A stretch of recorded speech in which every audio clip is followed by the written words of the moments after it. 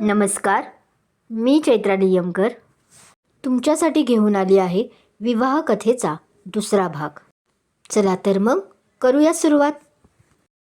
विवाह एक अनोखे नाते. कॉपीराईट चैत्रा नियमकर लिखित. नाव कोणत्या नावाने सेव्ह करू?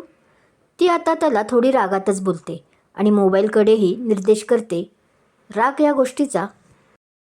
एकीकडे हा म्हणत आहे की माझी गर्लफ्रेंड आहे म्हणून करार लग्न करूयात, आणि दुसरीकडे हा तिला मात्र असा वेगळ्याच नजरेनं पाहत होता.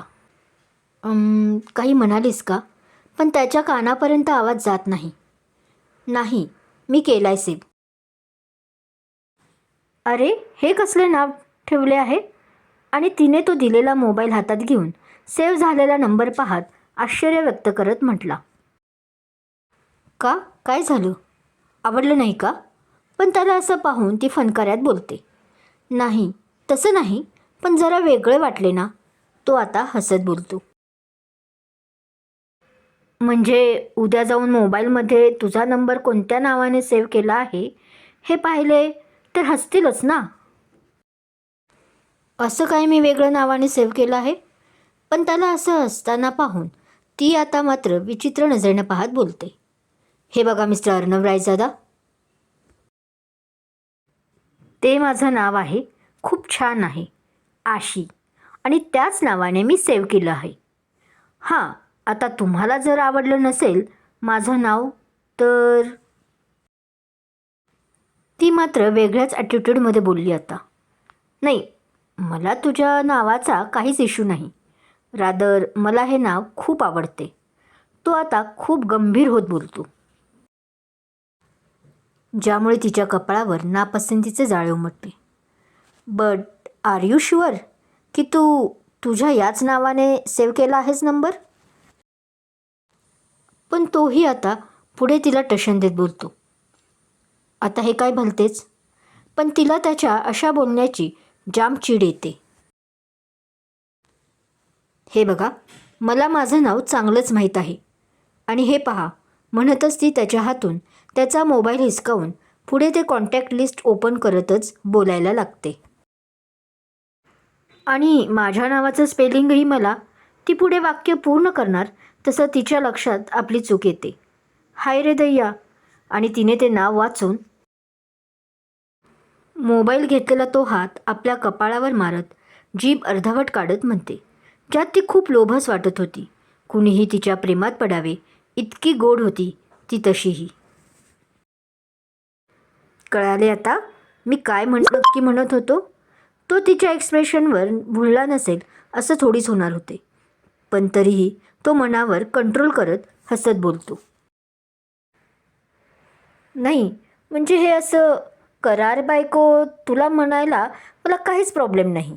तसं ती त्याच्याकडे आता रागात बारीक डोळे करून पाहते. नाही, तो नकारात्मक मान हलवत म्हणतो.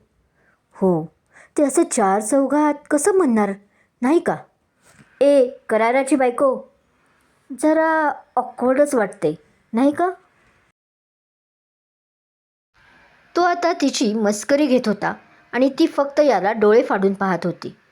तो असाच सगळ्या मुलींशी फ्लर्ट करतो की फक्त आपल्यासमोरच शायनिंग मारत आहे हेच तिला कळत नव्हते. अर्नो रायजादा, तुमचे पीजे झाले असतील तर मी निघू का? ती बॉक्स टाईप हसत त्याला विचारते. ओय, हा आता अर्नो रायजादा कोण? पण तो परत तिच्या तोंडी आपले हेच नाव ऐकून थोडे रागात म्हणतो, तुला बॉयफ्रेंड आहे का या नावाचा? आणि त्याचा हा प्रश्न तिच्या चेहऱ्यावरील गोंधळता निर्माण करते. बॉयफ्रेंड असं उच्चारूनच.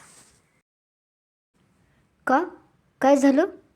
पण तिचा असा चेहरा गोंधळलेला पाहून तो मात्र आता कमालीचा शांत झाला होता.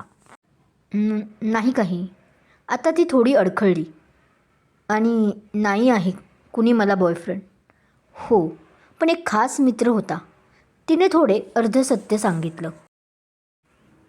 खास मित्र? हे ऐकून त्याने मात्र भुवया उंचवल्या. हो, खास मित्र. तिने मात्र आता स्वतःला आधी धीट केलं. का? तुम्हालाही आहे की खास मैत्रीण? तिने नंतर लगेच त्यालाच टोलावले. खास मैत्रीण नाही, ती माझी गर्लफ्रेंड आहे, त्याने आता स्पष्ट केलं, आणि तेही अगदी हसत. बाकी मला तुमच्या खाजगी आयुष्यात नाही पडायचं. तसंही आपले हे नाते 6 महिन्यांच्या कराराने तर बांधले गेले आहे. हो. ती थोडी शांत होत बोलते. आणि मलाही तुमच्या. ती एवढंच बोलून थांबते. काय माझ्या?